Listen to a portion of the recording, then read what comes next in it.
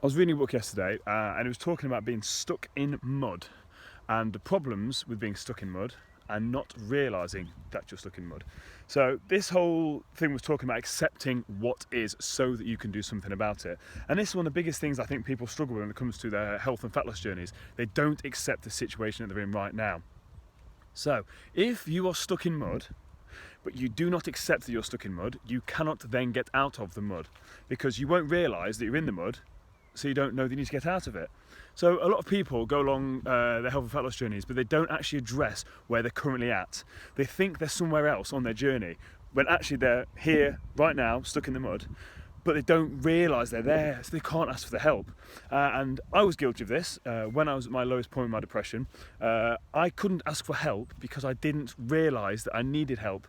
And it took me losing my flat and nearly losing my business for me to actually realise, fuck, I'm stuck in some serious mud right now and I need some help.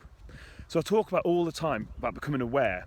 And this analogy really struck home with me because you need to be aware that you're stuck in the mud. And then when you are aware of it, you can then do something about it. So I talk all the time about this awareness, and that's why it's so important, because without it you can't do anything. You're living in a dream world and you can't get the right help from the right people. So it might be that you're in such a dark, low place that you do need to go and see someone, a counsellor for example. Or it might be just a case of you're so down and miserable because you're just really, really unhappy with how you're looking, and it's just cascading into your brain and causing you to go down this dark path. But until you actually take inventory of where you're at, which is fucking hard, I spoke about it before, it's fucking hard to sit down and actually address where you're at right now. And if you're stuck in mud, you're going to feel like a bit of a dick because you're there stuck in this mud thinking, how the fuck did I get here?